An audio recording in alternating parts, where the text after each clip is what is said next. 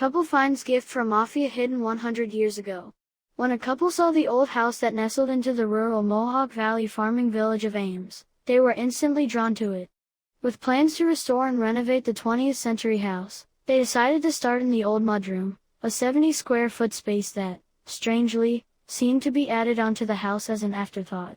But when they started to remove the rotten skirting boards, they unknowingly unsealed a web of secrets that the house had been keeping. Nothing could have prepared them for what they eventually uncovered about the home's twisted past. Nick Drummond and his partner Patrick Backer bought their new home in 2019. They were inexplicably drawn to the area of rural Montgomery County that homed wide-open fields and pastures as far as the eye could see. Passing by the occasional silo or barn, they drove deep into the farmland and spotted the silhouette of an American four-square house, perched on a hill in the middle of nowhere. They loved the aura of the old house. But they would only realize later that, hidden inside, was an unsettling gift. The couple's first year in the house passed without a problem. Although the house was aged, it was sturdy. And Nick Drummond was particularly excited to begin restorations.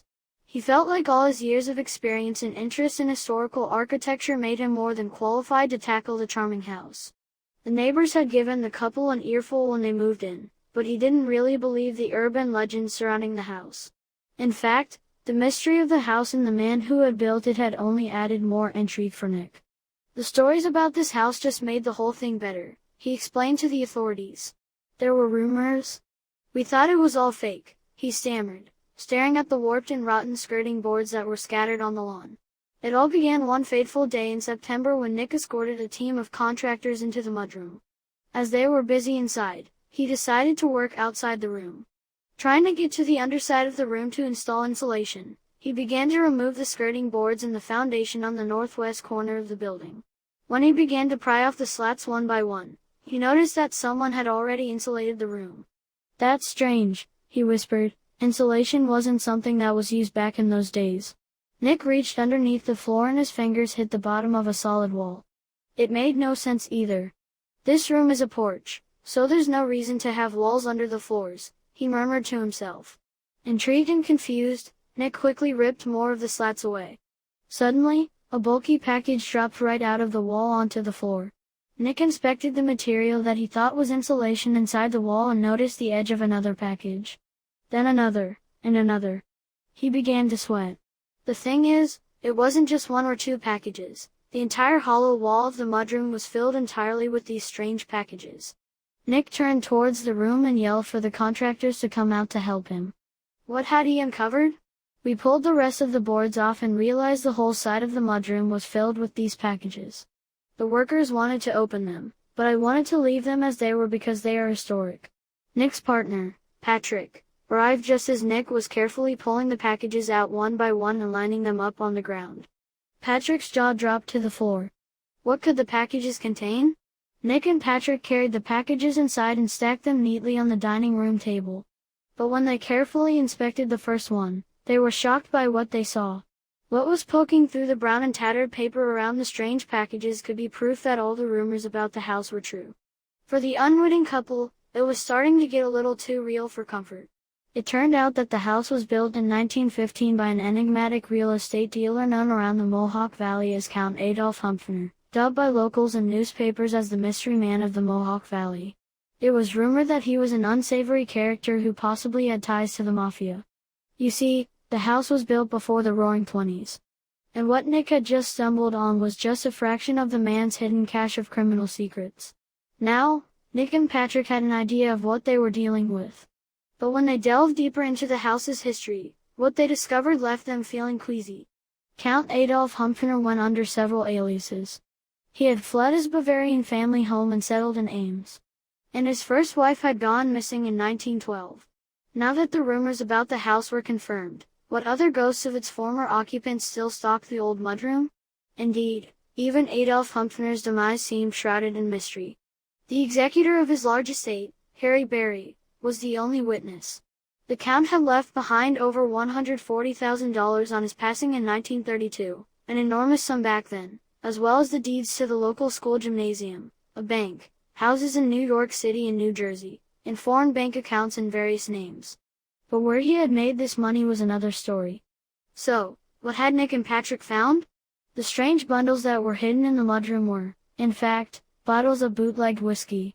Humphrey had hidden them on the walls during a time when the sale and production of alcohol was illegal, and they'd remained hidden there ever since. Humphrey's businesses and even his truck had secret hiding places that were revealed upon his passing. So, what else had he hidden in the home in Ames? Nick and Patrick had just uncovered the first signs of the criminal dealings that went on in their home, but that wasn't enough to put Nick off. Soon enough, curiosity got the better of him. A few days went by and I thought, what else is in that mudroom? Nick said in an interview. He immediately thought about the crawlspace hatch they'd seen.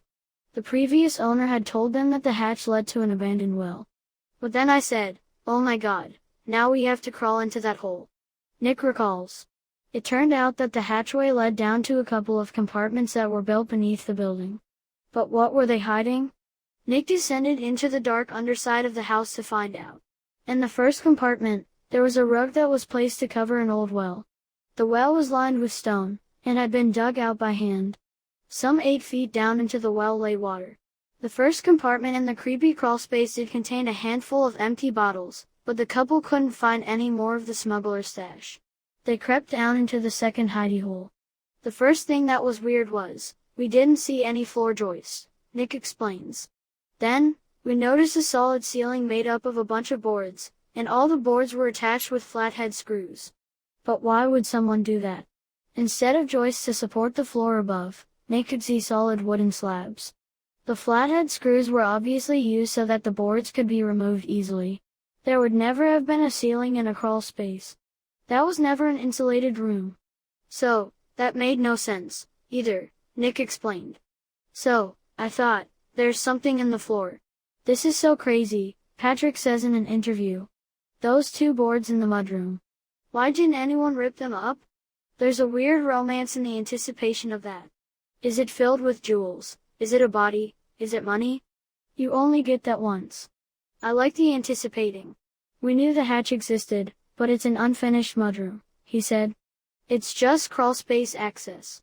We never really thought about it. Previous owner said that's just how you get to the abandoned well. Nick and Patrick pried a few boards back and found 4 more packages, but decided to leave them where they were. We have a legend here that is real, Patrick explains. When do you get those? And that's one reason why we haven't taken the rest of the bundles up yet from under the mudroom. But there may have been a reason for the well that the couple hadn't anticipated. So I crawled in the hatch, and got this photo of the abandoned well under the floor. It's beneath some of the secret booze compartments, Nick wrote on an Instagram post. Soon, the comments and speculations were flooding in. One user wrote, bootleggers probably had to whack a guy now and then. It'd be a good spot to hide him. In total, the couple found 66 bottles of old smuggler whiskey.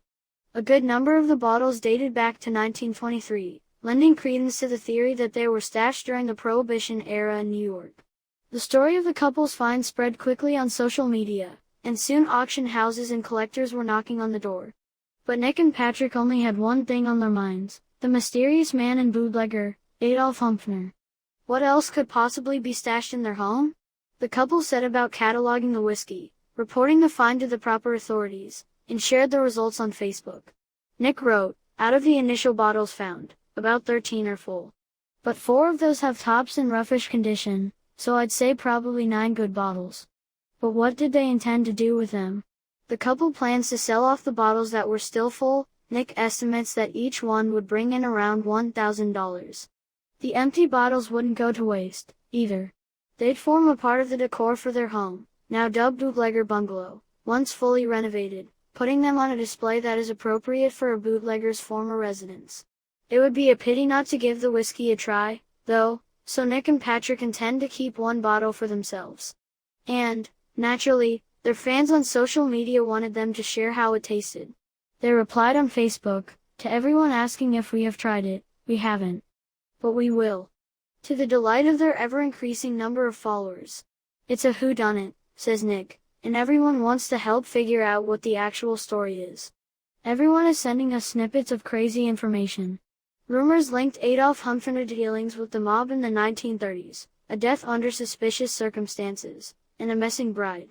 The couple is still determined to reveal the unknown history of their house and the enigmatic man who built it, uncovering new snippets of information every day as they piece the story together.